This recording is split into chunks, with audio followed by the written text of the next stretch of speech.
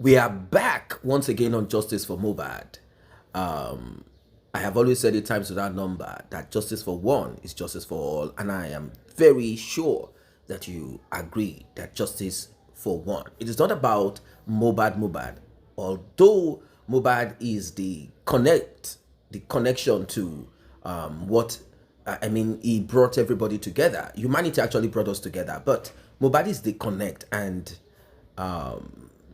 people got into this looking at the circumstances surrounding his demise, and the thing that broke people's heart is the part of Mohbad's neck being bent in the coffin, and some other audio recordings that surfaced that shows that this young man is sort of like somehow like he's under some, like he's in a kind of bondage in something that he I mean, something that he could not get himself out of. Like people listened and they felt this young man, he really went through a lot. He went through a lot, and this is not supposed to be.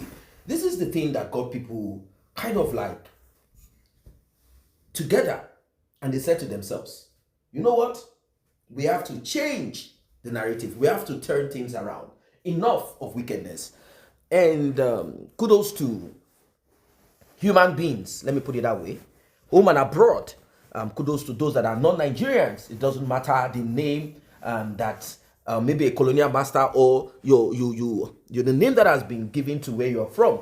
There is one thing that connects everybody together, is humanity. God created human beings, not a race. He created human beings. We decided to give ourselves all of this. God did not say, you know what, a woman is not a human being, a man is a human being. Oh, a man is not a human being, it's a woman that's a human being. Human beings are the ones that created all of this. They created it. They created the divide. They created segregation. They created a lot and a lot and a lot and a lot. Yes, there are certain people or group of people that found favor for some reasons. And I think that is one of the things that brought people together on Justice for Mohbad. A lot of people have passed away. There was no extra energy put into anything for them. But for Mohbad, people said, no, enough is enough. We have to. Now, amongst those that have given themselves to Justice for Mohbad, yes, you listening to me, you give yourself to Justice for Mohbad, either in a good way or in a bad way. So what is happening on Justice for Mohbad? What is happening right now on Justice for Mohbad? I want you to peel your ears. I want you to listen and see where we are heading to on Justice for Mohbad. You will be amazed. You'll be shocked. Please like, share, tap on the subscribe button, turn on the notification bell. Returning subscribers and those that have been here, I say a very big thank you to you. And to those that have tapped on the thanks button, the one with the love icon, $ in the middle of it, may God bless you. And may God replenish your pockets. If you like Justice for Mohbad, join the train so we can smash the evil and the wickedness in our society. Let's get right into it. Still on Justice for Mohbad, justice for humanity, and justice for all. We have said it times without number. We will not keep quiet. We will remain strong, resolute until we arrive, until we get to where we are heading to. Justice. If that is the case, then it's good to go. If once the decision court, okay, young man, go and say, Kato Shebo yen, Kati yen yonju yen ki yen lo, ka le fèsì àwọn méjì. Ọ̀rọ̀ dẹ̀ ti rìn lọ, torí pé underground, àwọn few people náà ń bá sọ̀rọ̀. Ṣé mo wá bá yín gbà tí n fẹ́ lọ arrest wọn ni? Nígbà tí mi wá bá yín pé ẹ fún mi lówó kí n la, so tó bá jẹ́ pé iná lẹ wá kówó fún mi tí mo lọ arrest, tó fi arrest wọn yẹn, so ẹ ní yín mi pé ó succeed lórí yẹn. Èyí tó jójú lówó gangan mo ti ṣe. Èyí tó wá jẹ́ follow up, ẹ wá ní yẹn ni mo ṣe máa parọ́ lé lórí, and you were disparaging and hurting my brand secretly with some people, and I still overlook it. And it's quite natural for anybody to know that eventually, ẹ wo àtìgbà tọ́rọ̀ yẹn ti ṣẹlẹ̀. Ṣé mi ni máa lọ káàkiri tí máa ní ẹ bá mi wá ṣáàtì Supreme àti King White? Ṣé mo bọ̀ yẹn bá wọn sọ̀rọ̀ ni? How will I even know the level of communication, Tony? So it's preposterous, it's inconceivable for anybody to not think, but it is a premeditated stuff. No! Communication King White àti Tèmítọ́pẹ́ Badmus Ògúnkúnlé àbí kíní kan tó ń pè Tèmi kíní kan tó wà Canada. So nobody was after her. So I want you to understand now that Titi don't send it. Why you send it? I don't worry. Okay, now let's go ahead and start reading. I won't be jubilating when money shout one because you know ṣẹlẹ̀ ẹ fẹ́ kọ́kọ́ ṣàdúrà. Àfẹni tí ò bá tọ́ dáadáa pẹ̀lú òótọ́. If I am going after àdúrà the way I'm going after àdúrà, tí n bá bad mom see me, kó kọrú nǹkan yẹn pé I don't want anything to happen to àdúrà, I will suspect my mom. I will ask her question. Tí n bá rí pé kò ń ṣe pé orúkọ mom sí mi lọ fi save orúkọ wọn. Tó bá ṣe wá sọ pé àwọn ni. What? Ẹ̀yin lẹ sọ pé nǹkan tí mo dẹ̀ ń jí láàárọ̀ lọ ṣe wàhálà lórí àdúrà yẹn. Ẹ̀yin wá dẹ̀ ń bá àwọn tó súnmọ́ tó ń rà gàgàbó kí ló máa ṣe báwo ló fẹ́ bọ́ọ̀nù kan báwo ni kiri kan ẹ tún raise owó fàdúrà yẹn gan. So at the end of the day tí mi ò mọ̀ ń pa ìtẹ́lẹ̀ then there is a problem.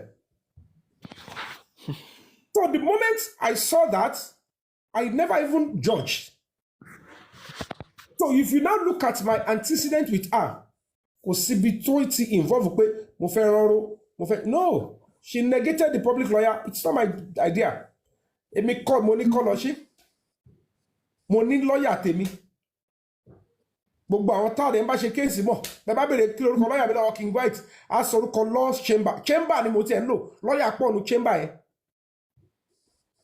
I have a serious agreement with a law chamber tó ń ṣiṣẹ́ pẹ̀lú mi lórí justice for Mohbad. You saw them at the press conference. Àwọn kò fẹ́ ṣe social media pátápápá ni wọ́n ní we are not doing public lawyer for we are lawyer for break the silence. Public lawyer means we have to start helping other people. No, and get a lawyer me from here. So when they move the idea, I'm not selfish. Tó bá mú any other person. Ibi tí ọ̀rọ̀ dé dúró yìí, kéèsì struggle yóò tiẹ̀ ní lawyer rárá. Ibi tí ọ̀rọ̀ sì dé dúró yìí, many cases tó sì lè jẹyọ tẹ́lẹ̀ mi ò ronú pa ìtẹ́lẹ̀. Àwọn lawyer brilliant jura wọn lọ. Ẹlòmíì kọ́ bí pé lawyer is for the case tó wà nílẹ̀ lójú tẹ́ ẹ̀ fojú rí. A sound lawyer will come and say, ó yẹ kẹ́ ti make social applications bí báyìí, ó yẹ kóhun ti lọ kọ̀ọ̀kan báyìí, ó yẹ kóhun ti ṣe nǹkan báyìí, ó yẹ káwọn ti ṣe press conference níbí. Gbogbo yẹn lásán, do you know how much it will cost to have a lawyer to do it? Each of those stuff. Ó yẹ kóhun ti gbé pàǹtí lọ sí Lagos command, kóhun ti gbé wọn lọ court. Ó yẹ kóhun ti gbé Lagos state government lọ, gbogbo nǹkan tó lè ṣe. Ó yẹ kóhun ti gbé spending lọ, ó yẹ kóhun ti charge Wùnmí, ó yẹ kóhun ti gbé wọn lọ court. Èèyàn kan dẹ̀ jókòó out of sheer hypocrisy. I'm not an authority and say ẹ má dáwó ẹ má kí lẹ̀ ń sọ ń pa ọ̀rọ̀ ta ló ń sọ nítorí pé ní ìjókòó wọn bẹ̀ wọ́n rí pé the only reason why Yomi was able to move this far and was achieving this progress because he is getting funding. So ohun tí arábìnrin yẹn ṣe ni pé ẹ block the means of fund ẹ rí pé Yomi yẹn kò ní achieve any result. Wọ́n ti wò pé báwo ni Yomi ṣe move ó rí kankan ó dẹ̀ engage àwọn èèyàn so tí ò bá ní so she's even trying to get everything tó bá ti fọ kó tètè ó ní rí ṣe sẹ́. And I understand the gimmick ó dẹ̀ wọ́n kó wẹ̀ no problem I'll find a way around it. But pé mo wá ń bínú mo wá ń rò pé I want to bring her down. Baba, I am telling you on my honor, Prince. It might look like I'm releasing my secret. Èmi ò ń bínú sí àwọn èèyàn bẹ́yẹn o. Èmi ò ń sa oògùn síyàn o. Mo lè ní bàbá tèmi jẹ́ o. Pé o fẹ́ jù wá bá ń bẹ̀. Pọ̀ pé màá torí tèèyàn kan. Bàbá ẹ bá mi, èmi ò ráyè o. Go to my movie industry. Wọ́n sọ fún mi pé Yomi, kò fẹ́ pa mí sísìn. Okay, let me just give you this one. So that you can know me better. I know you a little bit. You don't really know. So, you tell us, you know Murphy Afolabi, that late Murphy Afolabi? Yes. During Baba Gisha's case, we live in the same vicinity, almost the same street, Ikorodu. nígbà tí mo wá ṣe wàhálà Baba Ìjẹ̀ṣà lọ títí tí I was facing Lagos state government there agba bail Baba Ìjẹ̀ṣà, and the next thing is they have to bring me down.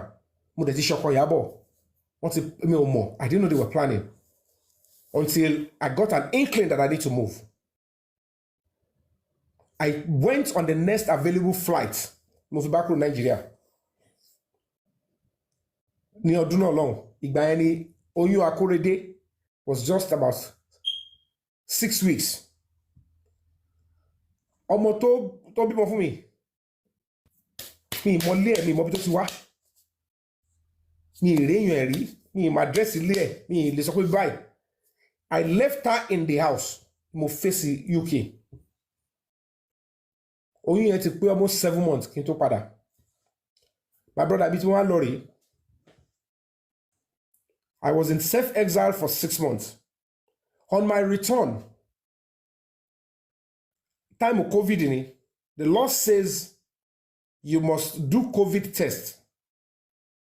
Are you with me? O gbọ́dọ̀ ṣe COVID test tó bá ṣe ń dé Nigeria. Yes, yes. And then you do the second one. The second one. If they are certified free, that is when you can start mixing with the public. Exactly. Now, mo ti ń sọ láti UK pé mo fẹ́ ṣe Human Rights Summit, mo ń padà sí Nigeria 2.0. Wọ́n ti wò pé yéè, Yomi táwọn sọ pé àwọn ti lépa, Yomi tó ní kó lè wá Nigeria mọ́, ní kíní kan, ó ti lọ sí asylum, ó ti lọ sí the next thing. Wọ́n kàn set mi up pẹ̀lú movie ni. Owó tí mi ò gbà rí ní iṣẹ́ tíátà.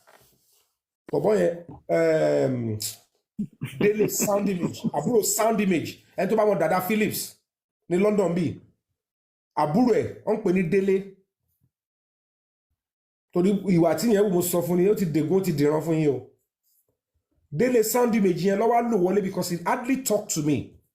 But ẹni tí yẹn mọ̀ pé ókè bó mọ̀, ó wá message mi pé wọ́n fẹ́ ṣe Christian movie. Pé Ìkòròdú ló ti fẹ́ ṣe, pé role ọba ni mo fẹ́ ṣe. Wọ́n fẹ́ lo Yomi Fash, wọ́n wá nílé èèyàn tó gbóyìnbó pé so pé role tí mo fẹ́ ṣe yẹn kò ju láàrin ọjọ́ kan. And before the guy could come to me, you know what they did? Wọ́n ti wá ta ni mo wà lọ́dọ̀ ẹ̀. Kí yẹn béèrè exactly ìjọ́ wo ni mo ń bọ̀ Nàìjíríà. Kọ́ lè mọ time tó wá fi production yẹn sí, kọ́ lè set it up. They just want me to go down because the Ministry of Justice wọ́n sọ fún wọn pé ṣé Yomi yóò wá ṣe bring down ni ẹ bá wa wá nǹkan tá a fi bring it down. So they were working with people in the industry.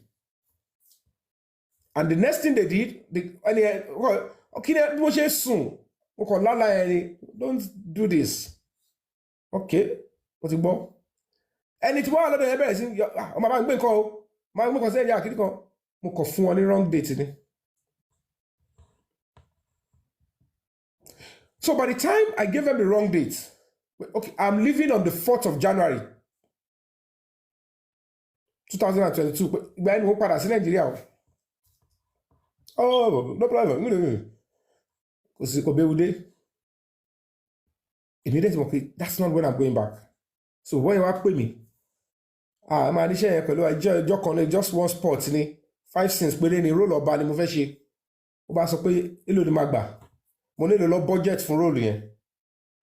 Ibẹ̀ lára ti sọ fún mi pé ọ̀rẹ́ nǹkan tó tí Ọlọ́run sọ fún mi lójú ọ̀run òun rèé. If not, màá ti jábọ́ sí wọn lọ́wọ́. Mo ní èló ni wọ́n budget. Ó ní òun máa sọ ọ́ but òun máa gbà cut òun bẹ̀ o. It was making look natural, real.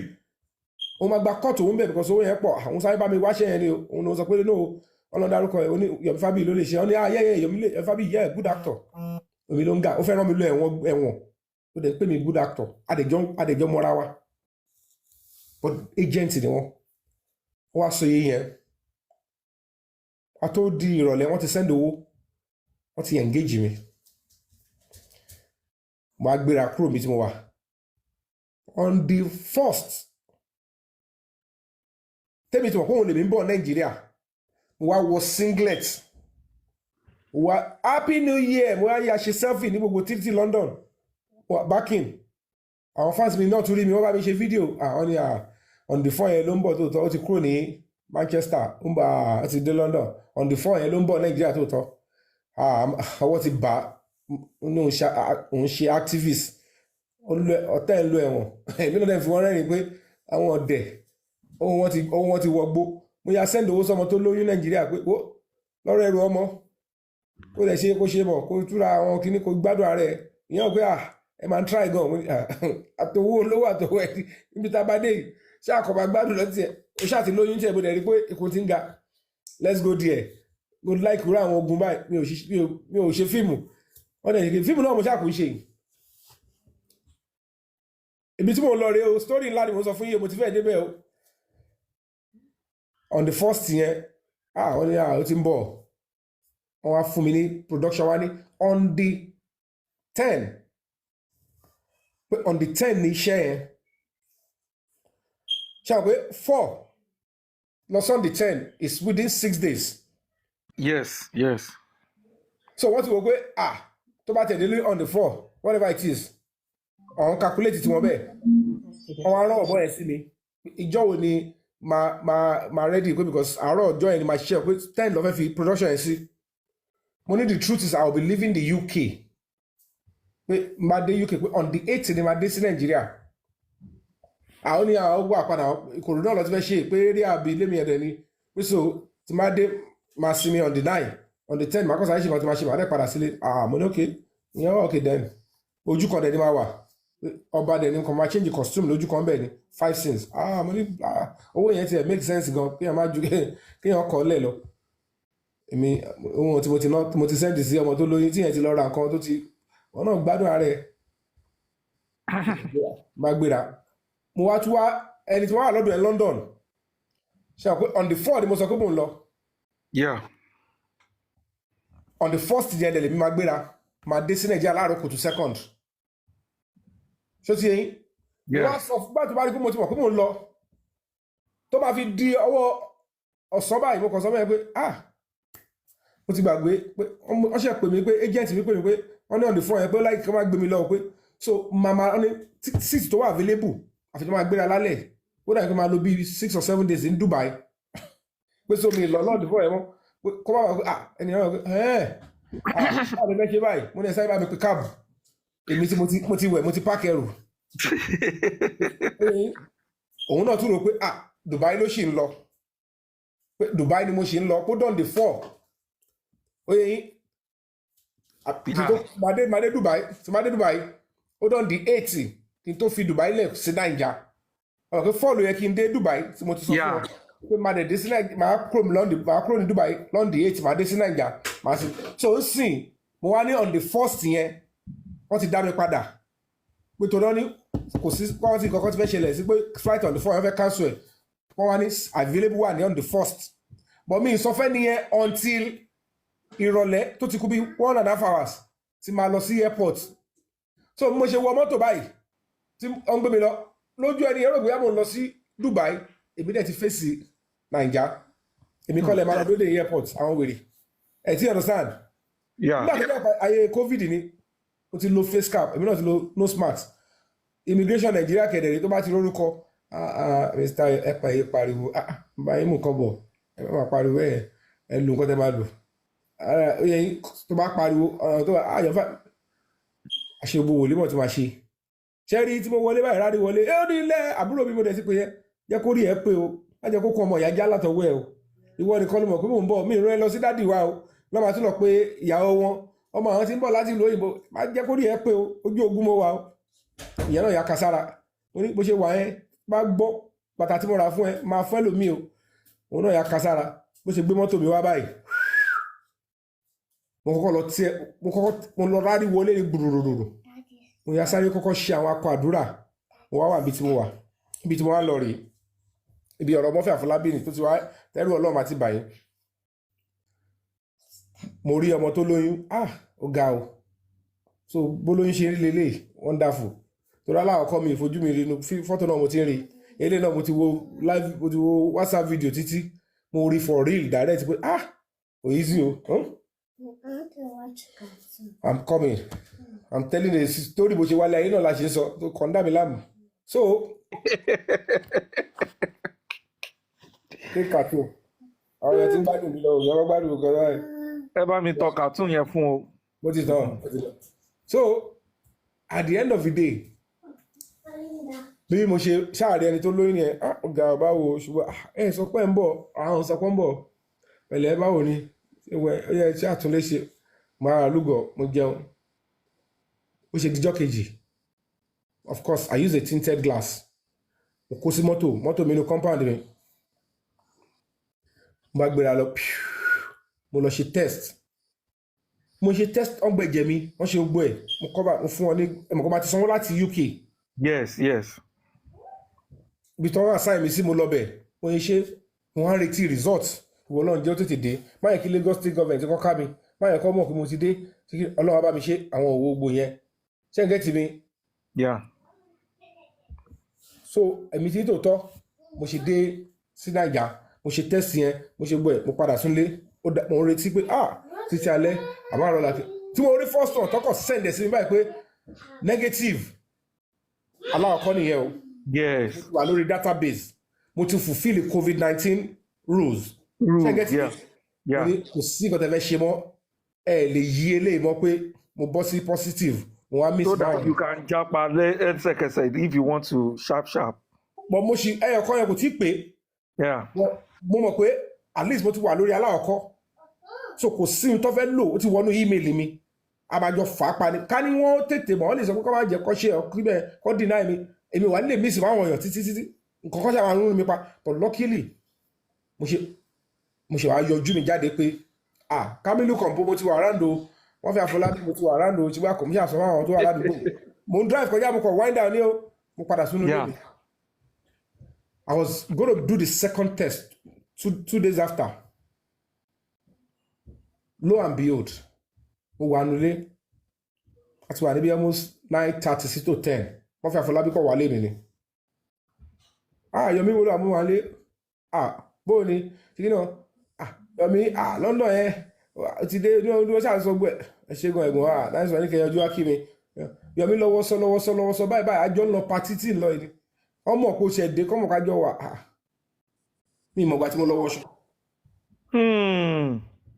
Bàbá mo wọ̀ mo tún dára sí bàtà tí mi ò tí wọ̀ gan pé tí mi tiẹ̀ kí àwọn bàtà tuntun lóru mo lọ já bàtà lára bàtà mo já pò mo kó sáṣọ. Ní ẹ wà lórí ahọ́n. Tó bá sọ pé kò sáyé òun jẹ́ntù ni nígbà mo drive mo kó sí mọ́tò mo ṣe ń tẹ̀lé lẹ́yìn a lọ turn báyìí ẹni tó bá mọ ìbèṣe end of ìbèṣe ẹ máa lọ turn báyìí má ṣe turn báyìí mo ń tẹ̀lé lọ lẹ́yìn àwọn kí ẹ kọ́ ṣe Yomi ojú yẹn kọ́ là ní. ó ní padà sílé báyìí Yomi wọ́n fàdúrà lẹ̀ padà mo ṣe kó reverse mo kọ̀ rí pé make call ló ń ṣe mi ìwọ̀n tó bá rọ̀ kò tètè ká mi ó padà nìyẹn mo ṣiṣẹ́ pẹ̀lú láàrin táà sọ yẹn gbogbo ètè mi ti gbẹ mo ti bẹ̀rẹ̀ sí lágùn. It was done on me that so bí yàn ṣe máa ń rẹ́wọ̀n èrè tí yàn ṣe máa ń rí wà láre. It's not because kò sẹ́ni tó máa àwọn èèyàn máa ní so you are so stupid. What if you don't have a discerning spirit? Discerning kọ́ bàbá mi ò ní máa tàn yín àdúrà tí mo sọ yẹn kọ́ yẹn anyway kókó bẹ́ẹ̀ ni. Okay ó ti yé mi. Mo bá rárí wọlé mo ní Yomi awó lọ ṣé mọ̀ pé nígbà tí mo fi reveal pé mo ti wà nílé yẹn mo sọ nígbà tí mo ti ṣe first test mo wá reveal fẹ́ni tó ní fíìmù pé mo ti wà tó fẹ́ ṣe fíìmù lọ́ndì on the 10 nìyẹn ti bẹ̀rẹ̀ sí ṣe hẹ́hẹ́hẹ́ mo ti wà ráńdò ó rí pé Yomi ti dé ní on the 5 àbí 4 àwọn dẹ̀ ti ń plan on the 10 ó ti lọ sọ fáwọn tó ránṣẹ́ pé mo ti wò pé tó bá yàwọ̀ kọ́bọ̀ ẹ̀ṣá lè gbà lọ́wọ́ mi owó ti wọgbó olórí burúkú ẹ̀fẹ́ rèmi lẹ́wọ̀n kébì wá ṣe fíìmù kọ́lọ́pàá wá dé síbi tàbí ṣùtù fíìmù kọ́ ní we thought we saw you in London how come you are supposed to follow COVID-19 wọ́n ṣe fún kí Akíndélé yẹn wọ́n kọ́ mú mi wọ́n tẹ̀ máa rán mi jù yẹn lọ. So nígbà tí mo ti àwọn ẹni tí mo kọ́ àmọ́ pé iṣẹ́ yẹn ti já ká ní mi sọ fóun yẹn ni wọ́n ní plant mọ́fì yẹn. Bí mo ṣe ń já tí yẹn pé mo ti wà aráàlú o tó lọ sọ Yorùbá bíi ti dé Yorùbá yìí because they will have to pay cameraman wọ́n á sanwó fáwọn kan wá ní kọ́ lọ́mọdé wọn kọ́ fẹ́ yà nǹkan ní fíìmù kan tó fẹ́ yà o èmi lọ́kọ̀ fẹ́ rán lọ ẹ̀wọ̀n èmi á kàn jókòó sórí iṣẹ́ àmbẹ́ màmá bá wọn háàkì bẹ́ẹ̀ lọ́lọ́pàá máa ti dé gbogbo wọn tó dẹ̀ wà bẹ́ẹ̀ ti mọ̀ pé àwọn kọfẹ́ kọ́ Yomi yẹn làwọn kọfẹ́ kọ́ lẹ́kọ̀ọ́ so mo ṣe ti rí pé mo ti ṣe first one tí mo ti gbẹ COVID-19 test yẹn báyìí mo notify ìwèrè yẹn pé mo ti wà around o so kí o bóyá ṣóṣì màmá sọ̀rọ̀ fíìmù àbí kò ní sọ pé èmi á ti ṣe second test kẹ́ tó bẹ̀rẹ̀ fíìmù yẹn so ẹ lè fi kíní yẹn mú mi mo ti tẹ̀ ajẹ́ kó mọ̀ ẹ mọ̀ pé màá ti ṣe second one. Yes, now. Yes. So mo save. I can easily tell him that I'm around.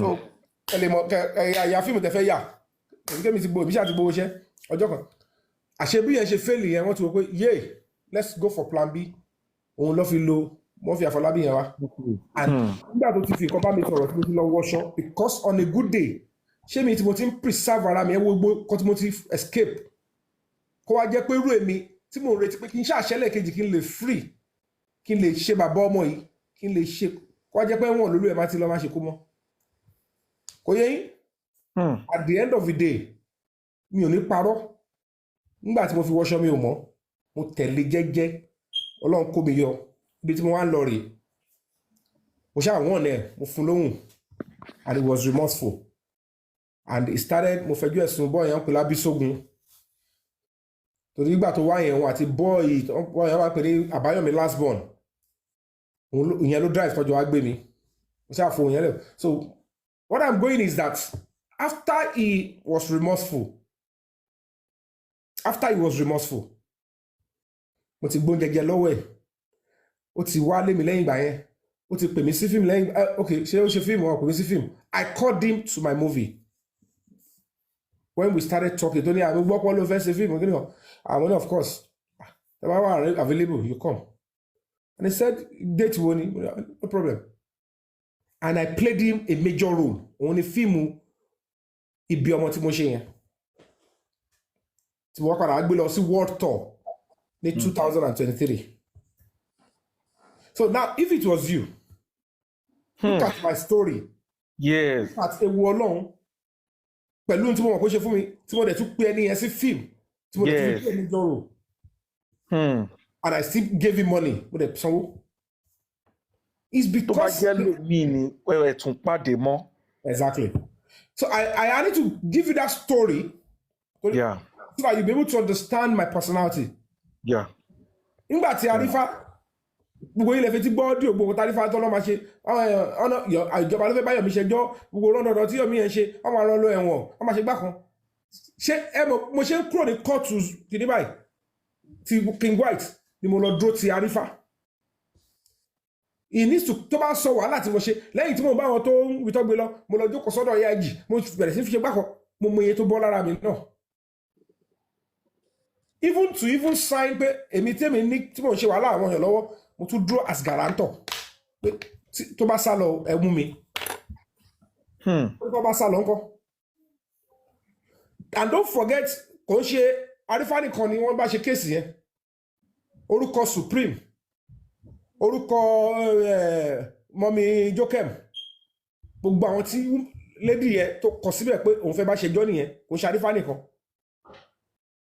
and I stood in mi ìdẹ̀ pé kọ́nà àwọn méjèèjì pé Supreme orúkọ yín wà ń bẹ̀ o mọ́mí Jokem mo ti lọ dúró fún yín mo ti bá yín jà bẹ́ẹ̀ o mo dẹ̀ bá wọn ọlọ́pàá yẹn pò lórí ọ̀rọ̀ Arífá yẹn lady yẹn gbà tí mo tún padà lọ kò ń ṣe ẹ̀kan mo tún lọ o on a good day ẹni tó bá wò nǹkan Tarífá ti ṣe fún mi yẹn pẹ̀lú Kàrímọ́ tí Kàrímọ́ play jáde ṣọ́mà ó kọ́ lè wá bẹ́ẹ̀ kó sọ pé Arífá yẹn pẹ̀lẹ́ o iṣẹ́ àwọn abẹ́yẹ máa ṣe o mo aṣáájú Arífá dé zone 2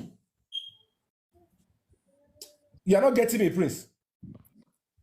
Bẹ́ẹ̀ ṣe ń gbọ́ news pé wọ́n ti mú Arífá yẹn wọ́n ti mú ní corona inquest náà làwọn náà gbọ́ news níbẹ̀ yẹn but we are so àwọn ṣe case lọ́wọ́ ní court bẹ́ẹ̀ náà ládùú gbùrùgbùrù àwa ti ń wọnú zone 2 lọ́sẹ̀ ń gbé Arífá wọlé wọ́n rìn bọ̀ lẹ́yìn wa ni meanwhile ó ti message mi baba I have so problem now they just arrested me I don't mind if you can come and help me mo ní don't worry I'm right behind you kò mọ̀ bóyá máa wá bí mi ní wá tó bá ro ohun tó ti ṣẹlẹ̀ tí Kàrímọ́ play àbí tó ṣe lẹ́yìn mi á rò pé mi ì ní wá mò ń tàn wọ́n ni but I won't think about that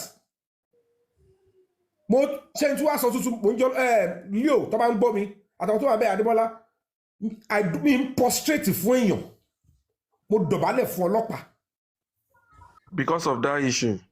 tó bá tí n bá parọ́ ọmọdé wà wájú ọmọdé wà pẹ̀lú mi mo dídì kúnlẹ̀ mo di ọlọ́pàá mo ní ẹ má ṣe bẹ́ẹ̀ ẹ jọ mo mọ̀ pé ti ṣe wàhálà wọn mi fẹ́ sọ reason yẹn fún yín torí ọmọ tún lò olóòdùkú ni wọ́n. Yeah. So tẹ́mi ká lè ṣe yẹn fárífá the only thing Arifa said was I'm sorry and I believed him and I still stick my neck mo kúnlẹ̀ mo tún kówó nínú foundation mi mo fi assist. Do you understand? Yeah. That is me. So it's quite unfortunate for somebody like her to think that everything they are doing. I can tell you in my honesty, èmi kàn ṣe normal iṣẹ́ tèmi lọ ni. Kí n gbá ìtìbú mi ni mo ṣe bá ṣe case. No! Èèyàn kan pè mí lólè kí ni tèmi pẹ̀lú yẹn nígbà tí mi ń ṣolè. Yomi ó cash out nígbà mi wá cash out tí mo pé ọ̀pọ̀lọpọ̀ gbèsè wà nílẹ̀ mo fi èèyàn kan lánàá kó wo gbèsè owó tí mo lọ yá lórí carbon mi ti sọ́tọ̀ ó wá rí bí owó tí mo ná owó yẹn sí ibi tí mo sẹ́ni owó yẹn lọ pé àṣì lórí ọ̀rọ̀ justice Mohbad ni ṣé mi ní nǹkan tí fẹ́ fowó ṣe ní life mi ni so gbogbo ohun tó ń ṣe yẹn ọ̀hún rò pé bí they are trying to weaken me I am a different breed àfi tí kìíní yóò bá wù mí ṣe. Mr. Yomi, Sherry Vito Sode yẹn, you are really a different breed because for me, I used to tell myself, I was like, shit, this man cannot even give up because these people, they are mi ò like ọ̀rọ̀ táwọn èèyàn máa ń throw ó lè ní tá ló gbowó lọ́wọ́ ẹ̀. Nígbà tó mo wà wọnú lé níwájú owó ni. Bàbá ẹ láti equate ẹ this is how you have to think philosophically. Tó bá jẹ́ pé Mandela àbí Martin Luther King this age náà làwọn náà ń jà fún tó ń jà fún yẹn wọ́n máa pe Martin Luther King lólè wọ́n pè ní apc pàápàá torí kò sí ohun tí wọ́n ní ṣe èèyàn tó èèyàn náà kan ó ṣe wòlímọ̀ kan láàárọ̀ yìí sìn èmi mo wà ní ìlú òyìnbó ń bì mo ń jẹ chicken mo ń jẹ gbogbo ẹ̀ ó dẹ̀ ṣe wòlímọ̀ kí wọ́n máa bọ́ dàǹpà yẹn you don't understand. Yeah. The reason is because àwọn tó wà nù ayé gangan wọ́n mọ̀ pé tírú ẹ̀ bá ṣẹlẹ̀ sí irú èmi irú ẹni yẹn kọ́ ló máa break news irú ẹ̀. They will know their source first ó ń ṣe irú onídọ̀tí yẹn gbọ́ ló ti jọra wọn ẹni tó mọ̀ kó wà nù ayé kí ló ti gbé ṣe ilé ayé irú ẹ̀ ló máa break irú news to heavy bẹ́ẹ̀ yẹn.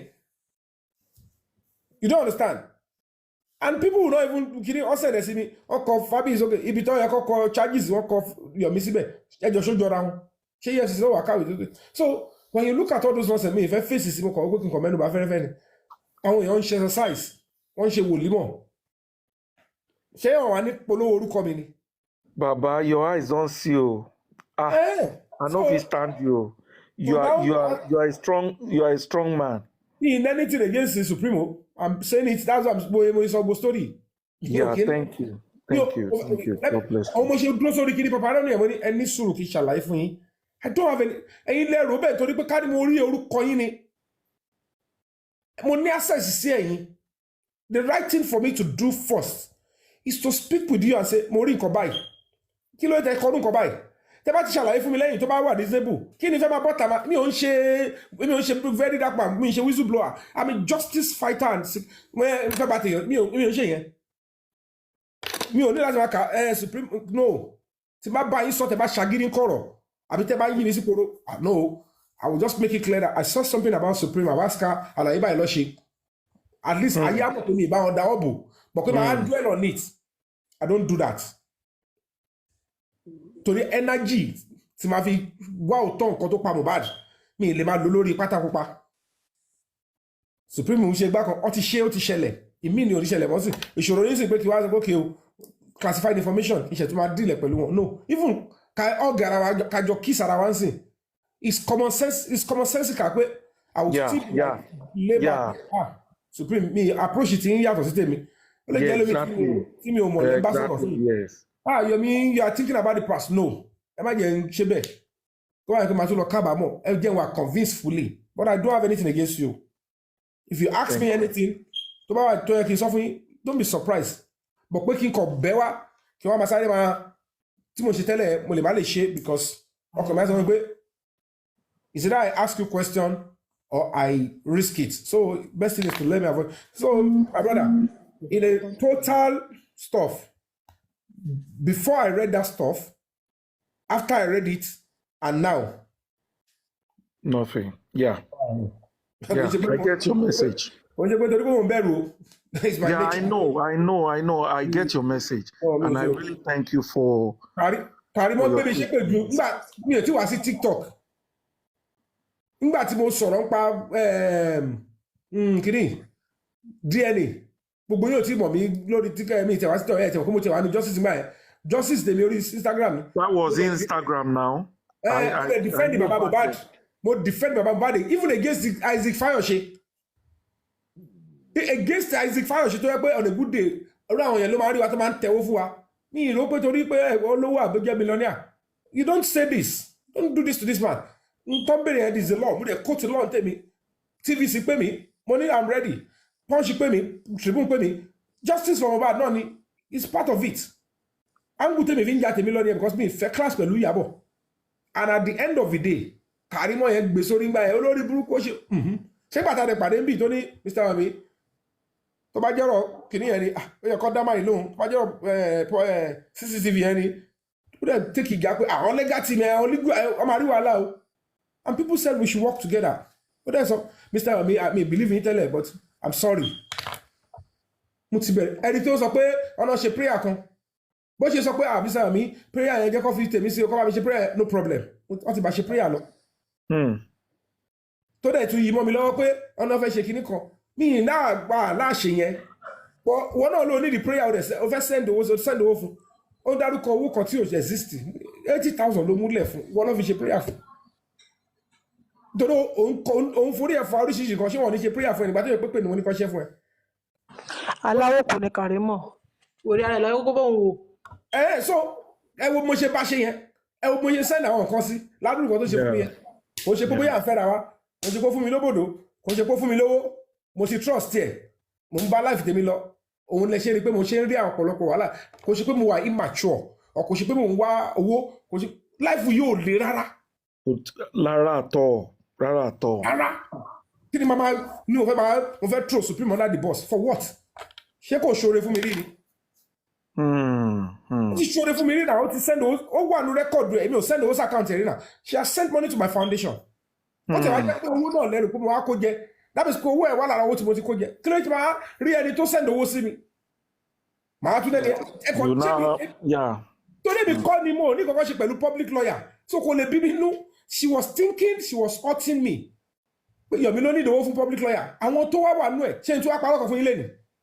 Lára àwọn tí wọ́n mú idea public lawyer yẹn wọ́n kọ̀ mọ́mọ́ kan fẹ́ kí wọ́n kàn sọ pé ẹ sọ public lawyer ni èèyàn kan wà ní wọn tó lè sọ gbogbo lọ́yà yẹn. Ohun tó ṣe yẹn ló bí ẹni yẹn nú pé máa yóò kọ́ ló ní èmi kọ́ fẹ́ ẹni yẹn rẹ́dí àti sọ gbogbo yẹn kọ́ fẹ́ kẹ́kọ̀ọ́ gbọ́ kí public lè mọ̀ pé àwọn ti ní lọ́yà kó bá dà pé ẹ̀kọ́ ló ń dá ṣe ń kọ̀rọ̀ ọ̀pọ̀ àwọn tó máa ń like láti máa gbé orí wọn pé even tẹ́ bá tẹ̀ máa sanwó public bó jẹ́ èèyàn méjì ló máa san 500 naira káwọn ṣe wà gbé 4.8 million lẹ̀ but káwọn tẹ̀ mọ̀ pé kò ń ṣe pé ọ̀kan ló ń ṣàyà gbàngbà lórí ẹ̀ you understand what I'm trying to say? Yeah. Kò ní kankan ṣe pẹ̀lẹ́ mi èmi kọ́ mo mọ lọ́yà mi ní gbowó sàkáǹtì mi mo kọ̀ bá wọn fẹ́ and she was attacking it as if wọn náà ṣáà nìkan dáwó wọn tún wá náà rí ṣáàtì wọn náà kọ́ nìkan dáwó kí ló ń ṣẹlẹ̀ but mi ò ní kankan o. Everybody, it is well, Sherry. It is well, and I like what you said today, and I commend you. And ẹ ṣé gan pé ẹ gbé gbogbo mátà yẹn sọ́kàn rárá. God bless you. God bless you. Nǹkan tó kàn wá ń bẹ̀ ni pé èèyàn ní jọ máa ṣe nǹkan náà mọ̀ but èèyàn ò bá rẹ̀ èèyàn jà. A lè jọ ṣe kò dẹ̀ di lọ́wọ́ náà yes. If you feel like okay. We have the same vision. We can work some things together. No problem. All what I'm seeking for is just peace. Keep peace reign. Kó má máa ṣe àwọn justice náà ló ń bára wọn jà. Kò dẹ̀ ká máa bára wa jà. Àwọn anti-justice ò bára wọn jà now. That is wọ́n ti ẹ̀ bára wọn jà rẹ̀ káwọn onífẹ́ jà tí wọ́n síta torí. Yes, wọ́n expose ara wọn. Àwọn people yẹn wọ́n expose ara wọn rárá. But àwa yìí náà ni. Kí ló ṣẹlẹ̀? Thank you for being on ground. Thank you for fighting every day, every time for this justice. God bless you. God bless you. God bless your child. God bless your son. Whatever you lay your hands upon will surely prosper in Jesus' mighty name. Amen. And ẹ má máa wo gbogbo àwọn nǹkan tẹ́lòmíì sọ. Just keep fighting. Don't be distracted. God bless you. Thank you, man. Ẹ ṣé gan. Mother of what I call the recall. Madam Shaya, are you available now? Mother of Celestia. I'm at it. Like what color? I'm sure. Wọ́n ẹ fọkàn balẹ̀ Mohbad máa rí justice o. Ẹ gbàgbé bó ìṣẹ̀lẹ̀ o. Àìsí wa máa rọ́ọ̀fù ẹ̀ lọ títí tó máa fi dé ibi tá à ń lọ nìyẹn. Ọlọ́run ló máa ṣe láṣepé. That last straw. Ọwọ́ Ọlọ́run ló wà kò sí lọ́wọ́ anybody dẹ̀ ló lè lò ibi tá a bá dé yìí. So ẹ fọkàn balẹ̀. Èèyàn kan travel lọ Egypt, èèyàn kan lọ ṣe paṣù, èèyàn kan ṣe payambi kan. Ẹjọ́ máa ṣe wòlímọ̀. Mr. Yomi Sherry, I was thinking lọ́jọ́ kan táwọn though náà mo bá wọn agree pé bóyá kò need the public lawyer now because bóyá ó ti late, but mo wá tún rethink. Okay, tó ń bá lọ court, ta ló fẹ́ stand for Mohbad? That is where public lawyer can come in. No, kò ní di lawyer ń bẹ̀ yẹn. Okay. No, kò ní di lawyer ń bẹ̀ yẹn. Any lawyer tó bá jẹ́ public lawyer is just going to be observatory lawyer. Okay. Ó kàn lè enter or kó sọ pé okay, I'm here to public lawyer on behalf of the public. The judge will acknowledge, but wọ́n lè wá no proceedings because ẹni tó ń prosecute ní ìjọba. So ẹni tí wọ́n bá fi ẹ̀sùn kàn, òun ló máa mú lawyer tí wọ́n wá defend ẹ̀. All right. But the public lawyer can advantage the public lawyer according to pé there are some certain materials or investigations. Evidences and all that. Tó máa kó lọ fún prosecutor. Tí prosecutor dem máa process ẹ̀ tó bá di kó wúlò. Hard ẹ̀ mọ nǹkan tó máa tender. Torí kò ṣe gbẹ̀ náà lọ máa rí. Nílé bá wà nù evidence file ẹ̀. You understand? So, lọ́yà yẹn kẹ̀rẹ̀ rí.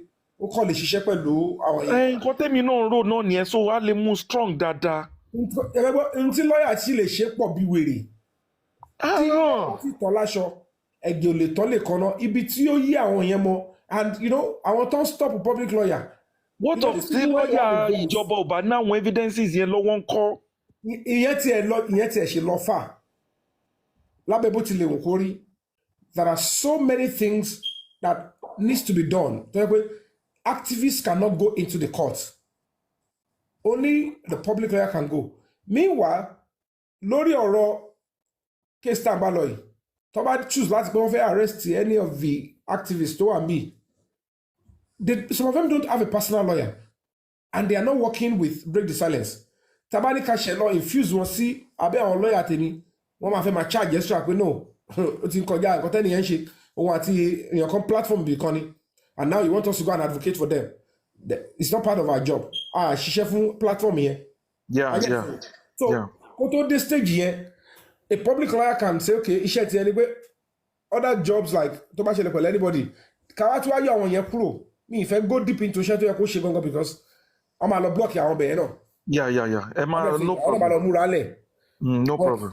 The truth is, iṣẹ́ pọ̀ tó lè ṣe, káná ti jẹ́ pé ó wọlé ni, a ti ṣe ẹ̀ débi pé by now, a ti mature and the government will have no choice than to listen to the judge tó bá rule in the favour.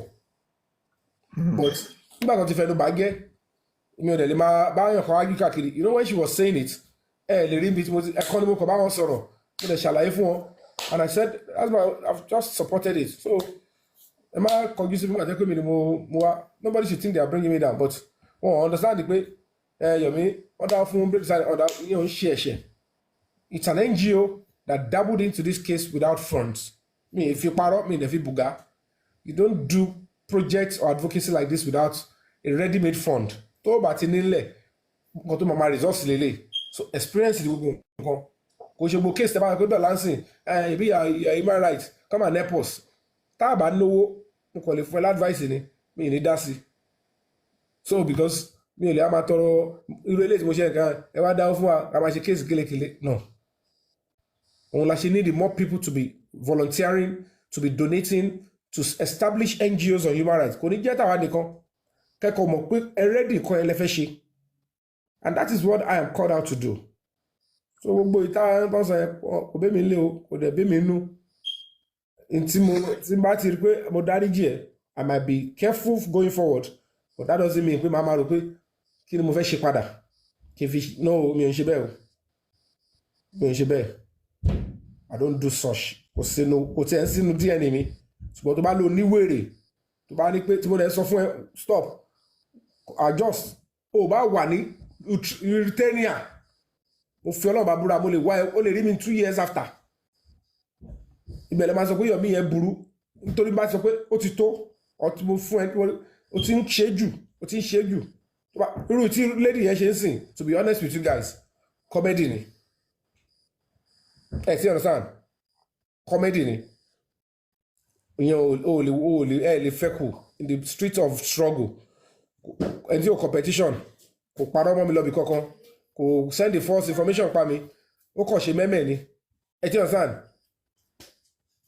kí wá fi tutọ́ sókè kí n fojú gbà ṣé nítorí pé kí ni no ó sì máa búra ó sì máa ṣe mí lọ́la but tí n bá achieve victory do you think that person will be in the scheme of things ìyẹn ti bá ìgbón àti ìrànlọ́ nìyẹn ó kúrò bẹ́ẹ̀ nìyẹn so irú wọn yẹn ló máa jẹ́ kọ́lé ọ̀nà òru wa dáadáa pé káwọn máa ka biography Yomi Fabiyi was rubbished at the point there was a meme of him on EFCC àwọn èèyàn rẹ̀ lọ́nu hall tí irú lady yóò bá ṣerú ẹ̀ kí ló fẹ́ fi fún mi ní awọ́dù pé ògbóǹtarìgì activist ṣé Bible nìkan ló máa kà fún mi kọ́ka John 3 tó bá fi John 3:7 the Lord is your shepherd tó gbé picture mi sí ẹ̀ ní sọ̀rọ̀ pa ẹ̀ rárá.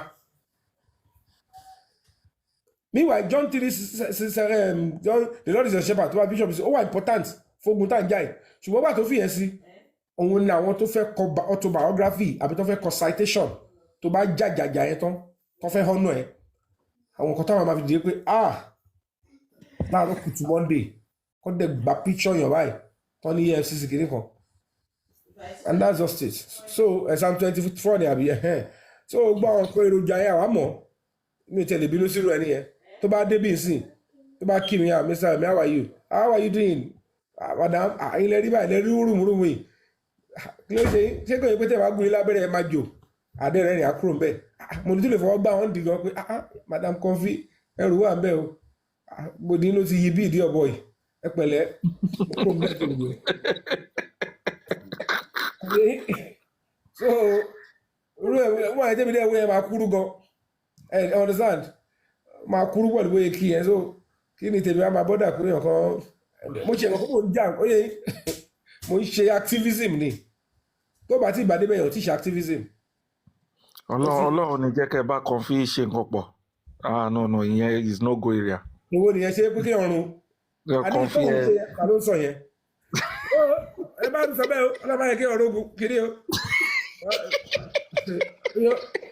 mistake gbogbo yín ṣe rí pé ẹ mọ̀ pé o gbọ́dọ̀ máa o lè rí dínkù obìnrin mẹ́rin kò sóbìnrin tí ò ní value lábẹ́ kóńgì. yes o.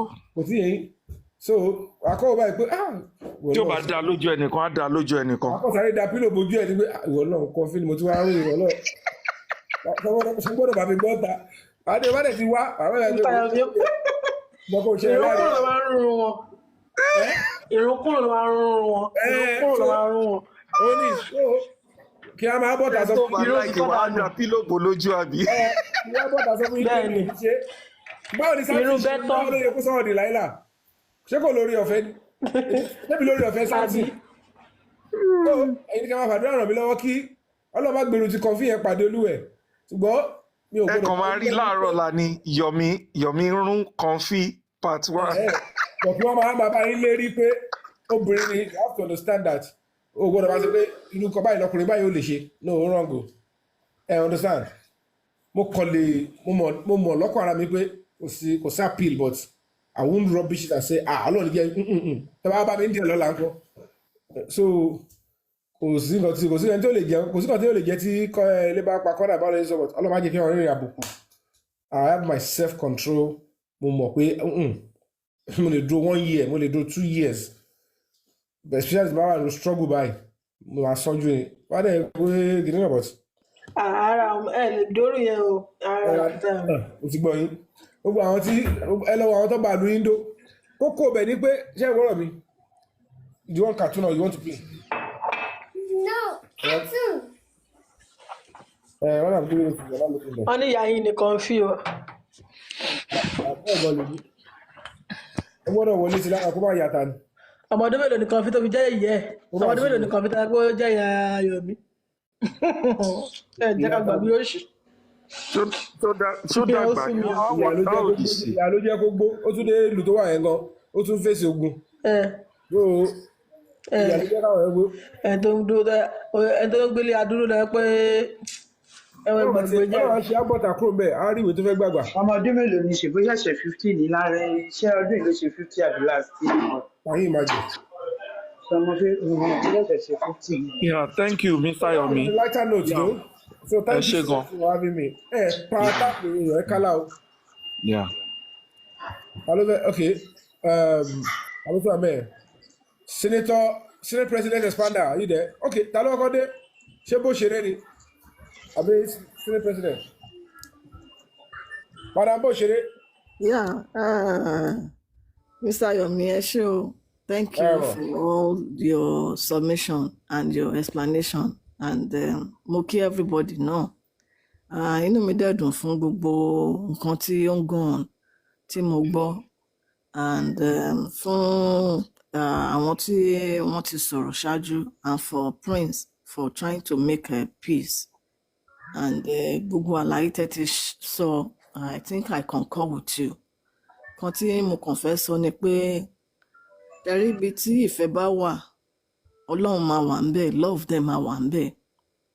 And bí gbogbo àlàyé tẹ́ ti ṣe, tèmi dẹ̀ ti rí, you are a man of peace, not because of you are saying it. Àwọn nǹkan kan tèmi ti rí tẹ́ ti ṣe, you are ready to submit yourself to anybody. You humble yourself to work with anybody. And before you come to justice, at least maybe àwọn tó mọ̀ you as an actor and what you do, at least we've seen you. And if with what you are doing, you can come out and say, mo fẹ́ darapọ̀ mọ́ justice for Mohbad, mo fẹ́ fight fún cause.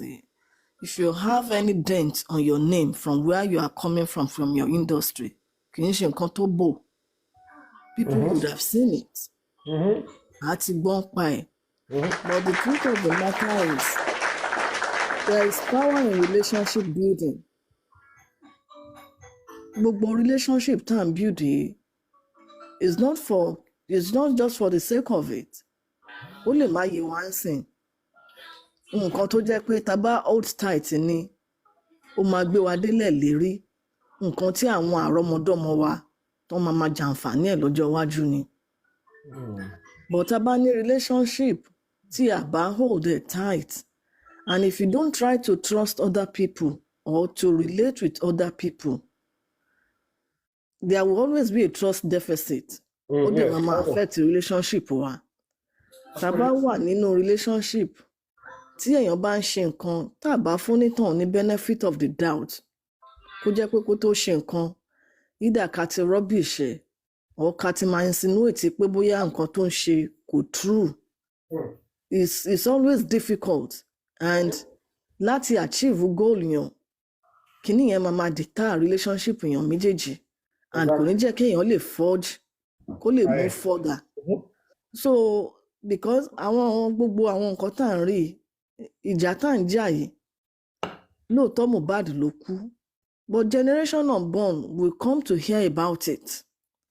Ó máa wà nínú encyclopedia wípé nígbà báyìí tí nǹkan báyìí ṣẹlẹ̀, nǹkan báyìí ni àwọn aráàlú ṣe. Àwọn báyìí ni forerunner. Kinetic energy ni. Yeah, àwọn báyìí ni forerunner ẹ̀. And kíní ó ní multiplier effect. But it's rather unfortunate wípé gbogbo nǹkan tí a rí, rather kí a embrace ara wa, tá bá tiẹ̀ ní pé a bá rí pé bóyá lágbájá bóyá àṣìṣe kan wà ní nǹkan tẹ́nìkan ṣe, we can call, like he said, we can call each other one on one pé nǹkan báyìí ni mo observe o, báyìí ni mo feel pa ṣe lè ṣe. Ìyẹn ò lajà lọ.